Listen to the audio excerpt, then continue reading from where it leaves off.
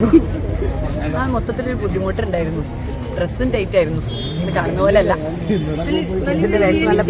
പോലീസാണ്. അപ്പോൾ നമ്മൾ ഒരുപാട് അങ്ങനെ കണ്ടിട്ടില്ല. റോമിന് ശേഷമാണ് ഇങ്ങനെ റിയലിസ്റ്റിക് ആയിട്ടുള്ള പോലീസ് നമ്മുടെ മുന്നിലേക്ക് എത്തുന്നത്. അപ്പോൾ അത് എത്രത്തോളം ചലഞ്ചിങ് ആയിരുന്നു റിയലിസ്റ്റിക് ആയിട്ട് ചെയ്യുമ്പോൾ? എനിക്ക് മൊത്തത്തില് പോലീസ് ക്യാരക്ടർ ചെയ്യുമ്പോൾ എങ്ങനെ ഉണ്ടാവും, ആൾക്കാർക്ക് ഇഷ്ടാവും. കാരണം എന്നെ അങ്ങനെ ഒരു ഇമേജ് ഇല്ലല്ലോ. അതിന്റെ ഒരു ടെൻഷൻ ഉണ്ടായിരുന്നു. മക്കളെ ഇതൊന്നും ബൈറ്റ് കൊടുക്കട്ടെ. നിന്നെ എനിക്ക് നല്ല ഓർമ്മയുണ്ട്. നിന്നോട് ഞാൻ ഫോട്ടോ എടുത്തതാ. എല്ലാം ഓർമ്മയാണ്. അപ്പോ അതെ, എനിക്കും അതുകൊണ്ട് തന്നെയാണ്. അപ്പോ ഫ്ലോ അങ്ങ് പോയി. പോലീസ് അപ്പൊ അങ്ങനെ ടെൻഷൻ ഉണ്ടായിരുന്നു. പക്ഷെ എനിക്കൊന്നും എല്ലാവർക്കും വലിയ കുഴപ്പമില്ലാതെ വർക്കായി തോന്നി. ഇവരൊക്കെ ഡ്രസ്സൊക്കെ എന്തായാലും പോലീസ് സ്റ്റേഷനിൽ ഇഷ്ടമായി എന്നൊക്കെ ഇവരെല്ലാവരും പറഞ്ഞു. സന്തോഷമായി. ഇനി ഒരു ആക്ഷൻ വേഷങ്ങളൊക്കെ കൈകാര്യം ചെയ്യാൻ താല്പര്യമുണ്ടോ? അങ്ങനെയൊക്കെ ഒന്ന് അങ്ങനെ ട്രൈ ചെയ്യാം. അടിപൊളിയല്ലേ? അതെ, ഇന്നലെ ഒരു ആക്ഷൻ ഇട്ടത് അടിപൊളിയായിട്ടുണ്ടായിരുന്നു, വൈറലായിട്ടുണ്ടായിരുന്നു. ഇന്നലെ ഒരു ബൈറ്റ് ചോദിച്ചു. പാട്ട് അതാണോ? അല്ലല്ല, ബൈറ്റ് ചോദിച്ചപ്പോൾ ആക്ഷൻ, ലോകയുടെ കാര്യം ചോദിച്ചപ്പോൾ ഒരു ആക്ഷൻ ഇട്ടിട്ടുണ്ടായിരുന്നു. ഇട്ടങ്ങ് പോയി. പക്ഷെ സാധനം കല്യാണരാമൻ പോലെയുള്ള പടങ്ങളൊക്കെ ചെയ്യാൻ ആഗ്രഹമുണ്ടോ? അതുപോലെയുള്ള അതാണ് ഏറ്റവും ഇഷ്ടം. കഴിഞ്ഞാൽ അടുത്ത പടം ഒന്നും കമ്മിറ്റ് ചെയ്തിട്ടില്ല.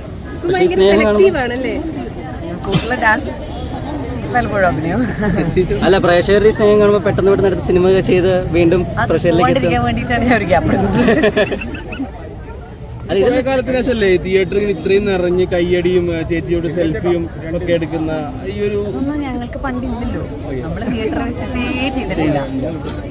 നമ്മളെപ്പോഴെങ്കിലും സിനിമ സൗകര്യം പോലെ ഷൂട്ടില്ലാത്തൊരു സമയത്ത് ഫ്രീ കിട്ടിയ എല്ലാ സിനിമയും തിയേറ്ററിൽ പോയി ഞാൻ കണ്ടിട്ടുമില്ല. ഇപ്പൊ പക്ഷേ തിയേറ്റർ വിസിറ്റ് എന്ന് പറയുന്ന അതങ്ങനെ ഒരു ഇങ്ങനെയല്ലേ, എന്താ പറയാ, അതൊരു ചടങ്ങാണല്ലോ. ഇപ്പോൾ സിനിമ റിലീസ് ആവുന്നു, ആർട്ടിസ്റ്റുകളൊക്കെ തിയേറ്ററിൽ പോകുന്നു. അങ്ങനെ പാതിരാത്രി എത്ര വട്ടം കണ്ടു? ഞാൻ ഇന്നലത്തെ ഒരു പ്രാവശ്യം, പിന്നെ അതിന് മുന്നേ നമ്മള് ആൾക്കാരെല്ലാവരും കൂടി 2 പ്രാവശ്യം. ചേച്ചി തിയേറ്ററിൽ വന്ന എല്ലാവരുടെയും കൂടി ചേച്ചി സെൽഫിയും ഫോട്ടോ ഒക്കെ എടുത്തിട്ടുണ്ട്. അപ്പോൾ സാധാരണ അങ്ങനെ മറ്റു നടിമാരൊന്നും അങ്ങനെ എല്ലാവരും കൂടെ അങ്ങനെ എടുക്കാൻ നിന്ന് കൊടുക്കാറില്ല. അപ്പൊ ചേച്ചി താഴേക്കടയിൽ നിന്ന് വന്ന ഒരു ഏറ്റവും താഴേന്ന് വന്നുകൊണ്ടാണോ അങ്ങനെ ഒരു?